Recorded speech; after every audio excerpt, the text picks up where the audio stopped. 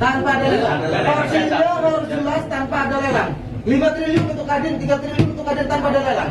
Kaitannya dengan aksi premanisme, Polri tidak melihat ini dari kelompok mana. Buat kita yang kita lihat adalah tindakannya.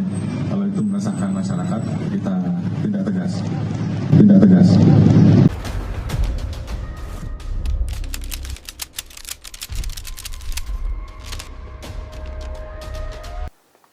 Berbicara tentang persoalan premanisme yang sekarang ini marak menjadi perbincangan publik ya, dan masyarakat kita, ya, perlu dibedakan pengertian antara preman dan premanisme. Ya. Preman ya, berfokus pada perilaku individu atau kelompok ya, yang melakukan tindakan kriminal ya, seperti intimidasi, kekerasan, pemerasan, ya, perampokan dan sejenisnya. Ya. Dampak perilaku preman ini signifikan pada individu ya, atau komunitas yang menjadi korban. Ya. Biasanya tampak menjadi seperti yang dikatakan preman jalanan ya, atau street gangster ya. Sedangkan premanisme adalah kondisi sosial masyarakat ya, yang secara sistemik terstruktur berupa jaringan organisasi yang di dalamnya terdapat hierarki ya, peraturan tertentu ya, bahkan menjadi semacam budaya, yaitu nilai-nilai ya, yang norma-norma di dalamnya yang memungkinkan perilaku preman terwujud ya, dalam mencapai tujuan yang diharapkan ya. Nah, dampak premanisme ini lebih luas ya, karena bisa terjadi di semua lembaga ya, baik lembaga bisnis ya, bahkan lembaga formal pemerintah ya, baik eksekutif, ya, legislatif, yudikatif, ya, TNI, ya, Polri, ya, dengan cara-cara seperti perilaku preman.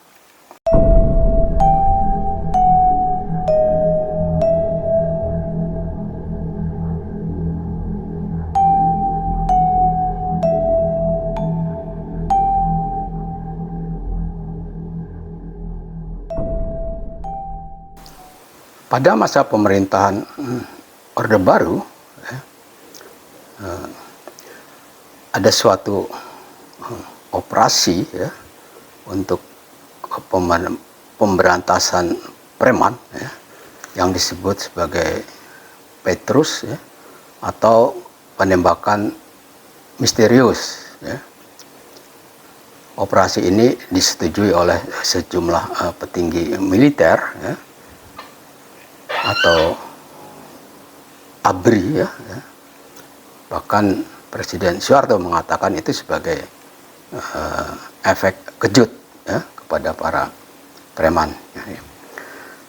Nah, Petrus ya, penembakan misterius ya, pertama kali dilakukan di Yogyakarta ya, dan diakui oleh Komandan Kodim 0734 saat itu ya, Kolonel Hasbi ya, sebagai operasi pemberantasan gali-gali dan bromocorah ya, istilah preman di Yogyakarta. Nah, operasi ini ya, kemudian dikembangkan ke berbagai kota ya, secara tertutup ya, atau operasi senyap ya, yang oleh Panglima ABRI ya, waktu itu Jenderal Beni Murdani ya, disebut sebagai bentrokan antar geng ya, gitu. Nah, terdapat rasa ketidaksetujuan terhadap Petrus ini ya, yaitu mantan wakil presiden Adam Malik ya, yang mengatakan bahwa jangan mentang-mentang penjahat, kerah dekil, ya, langsung ditembak. Ya. Bila perlu diadili hari ini dan besok langsung dieksekusi mati. Ya. Jadi, ya, syarat sebagai negara hukum sudah dipenuhi. Ya. Adam Malik juga mengingatkan bahwa setiap usaha yang bertentangan dengan hukum akan membawa negara pada kehancuran. Itulah kata seorang pemuda angkatan 45, ya, Adam Malik. Ya, itu. Sejumlah kalangan, ya, aktivis, akademisi bahkan mengatakan bahwa penembakan misterius, ya, merupakan suatu perbuatan habis manis sepah dibuang, ya, karena preman-preman ini, ya, juga pada saat pemilu tiba, ya, golongan karya, ya, ketika itu golongan karya belum menjadi partai, ya, sebagai generator politik Orde Baru, ya, banyak menggunakan jasa para preman, ya, untuk menggalang massa, ya, dan mengamankan jalannya kampanye.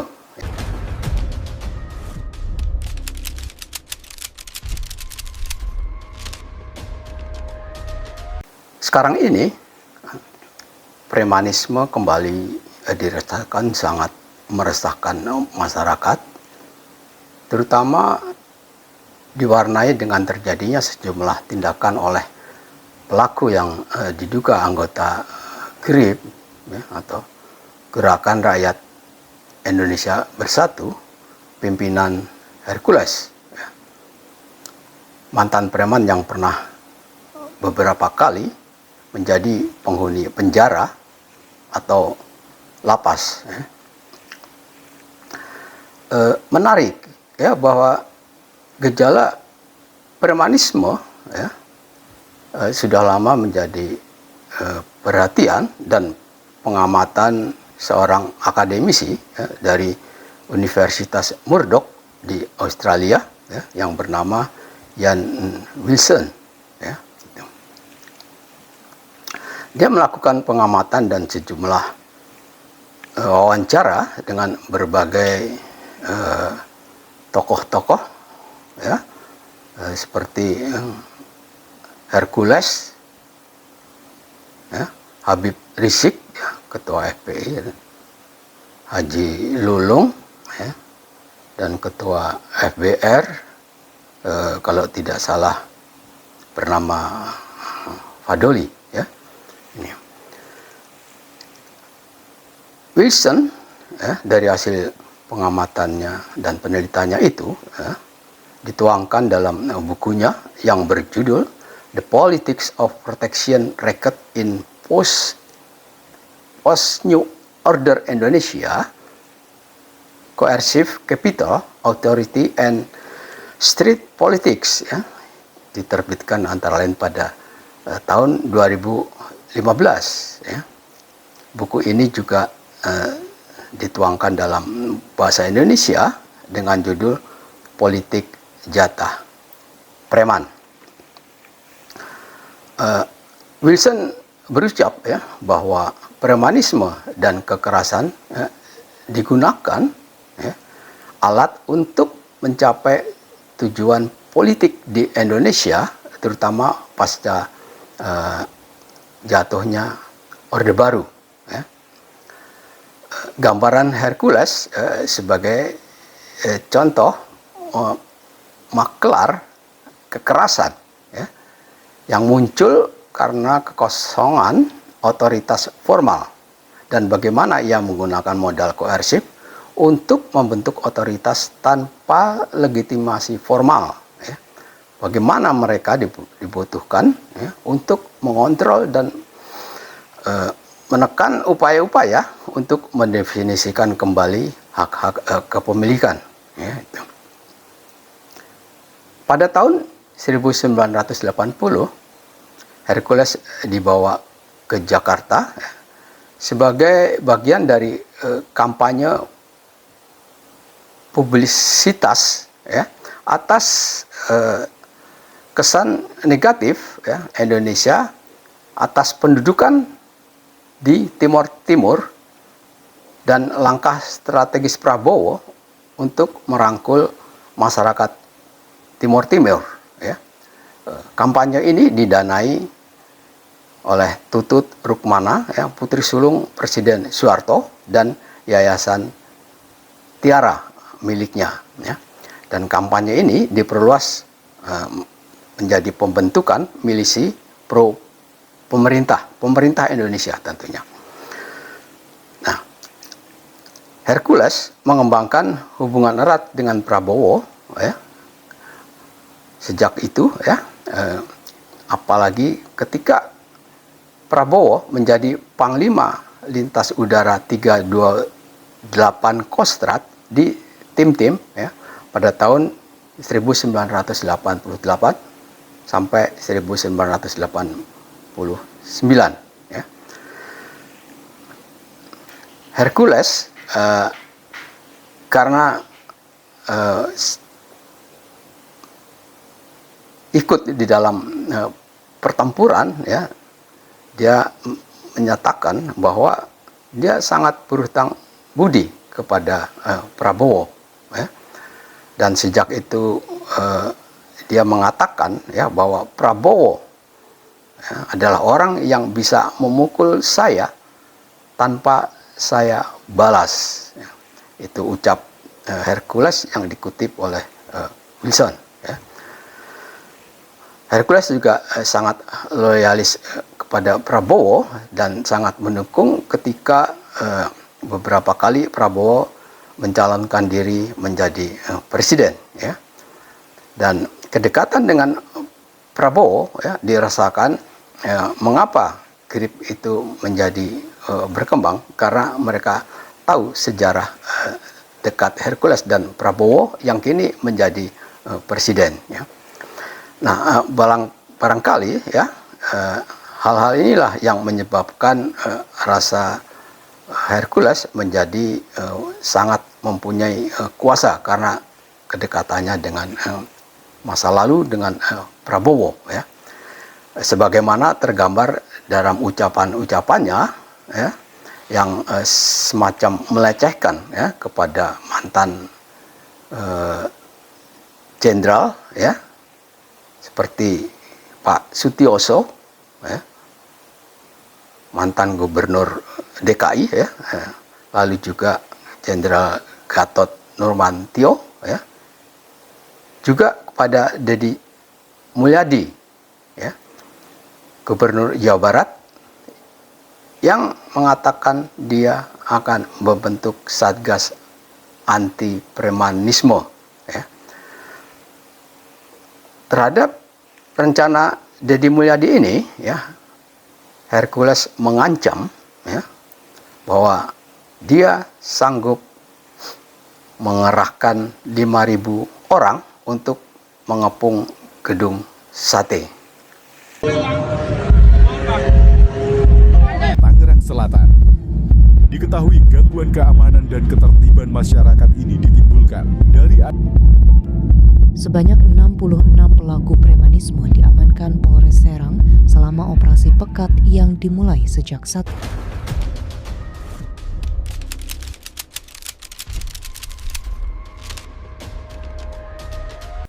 Premanisme apabila ditinjau dari perspektif tingkah laku manusia sebagai bagian dari keseluruhan proses-proses sosial yang terjadi dalam sejarah masyarakat yang bersangkutan, dengan sendirinya tak layak ditanggapi secara tangkap, adil, dan hukum bagi pelakunya tanpa menyentuh akar-akarnya, menyebabkan turunnya wibawa pemerintah dalam mengambil kebijakan. Muncul pertanyaan, sampai kapan Satgas Penanggulangan Preman Terpadu bekerja? Hanya kita sendirilah yang dapat memahami persoalan yang melekat pada hukum dan sifat-sifat laten masyarakat kita. Namun, pada tahap terakhir, operasi ketertiban apapun akan dikembalikan kepada kepolisian untuk bertindak konsisten, ya, bukan layaknya hangat-hangat tai ayam. Kaitannya dengan aksi premanisme, Polri tidak melihat ini dari kelompok mana. Jadi kalau memang mereka kelompok yang terindikasi menggunakan simbol-simbol tertentu, buat kita yang kita lihat adalah tindakannya. Kalau itu meresahkan masyarakat, kita tindak tegas. Jadi apakah ini dari kelompok dalam tanda kutip, ataupun siapapun itu, sepanjang itu meresahkan masyarakat, kita tidak kompromi dan kita tidak tegas. Visi Kepolisian Republik Indonesia adalah terwujudnya pelayanan keamanan dan ketertiban masyarakat yang prima, tegaknya hukum dan keamanan dalam negeri yang mantap, serta terjalinnya sinergi polisional yang proaktif.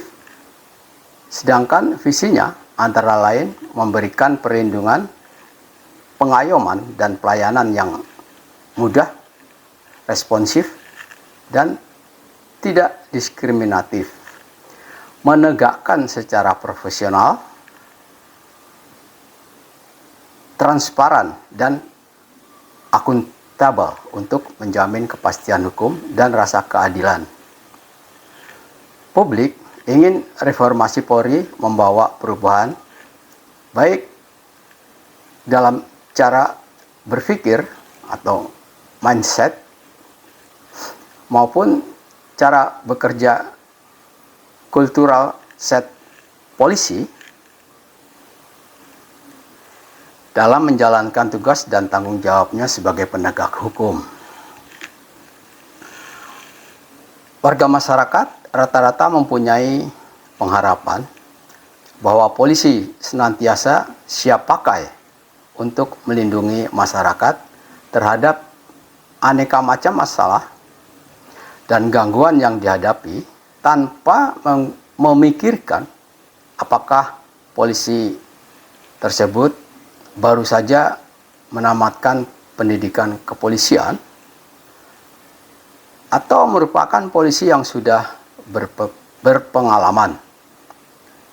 Disinilah letak peranan Kapolri sebagai seorang pemimpin atau manajer, sebagaimana pula dalam pemimpin organisasi baik pada lembaga pemerintah maupun non-pemerintah,